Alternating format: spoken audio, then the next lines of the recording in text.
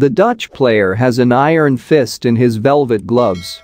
In just 7 months, they've turned the Premier League's biggest underperformer back into a force to be reckoned with. Erik ten Hag has fired Cristiano Ronaldo from Manchester United and given Jadon Sancho time off to deal with his mental health issues. He is the manager who ordered his players to attend training the next day in response to their humiliating surrender at Brentford. The Dutch player has an iron fist in his velvet gloves. In just 7 months, they've turned the Premier League's biggest underperformer back into a force to be reckoned with.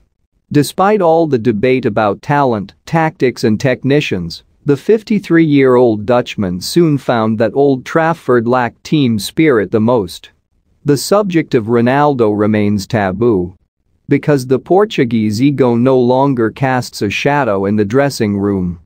But as Ten Hag puts it, we all need to tackle this together. We win together, we lose together. So I'm in the same boat as the coach. We are in the locker room with the players. Because it will be paid. We have to take that responsibility. We have to prove it every day, every game. Prove it to the club and the fans. That is our responsibility. Ten Hag's first Premier League match saw him lose 2-1 at home to Brighton. In the second, with Brentford leading by his 4-0, he called out the players the next day to make up for his yardage deficit as the tech community hard at his stadium. United had overtaken him by 13.8 kilometers, so that distance was given as a penalty, even though the temperature was 30 degrees for him. Moans and groans were soon interrupted by the sight of the manager joining the plague. Ten Hag recalls. It doesn't matter how old you are. Just don't let me walk now that the players are on the pitch. Ronaldo's inability to yield to the Dutch's will left him on the bench before being completely abandoned.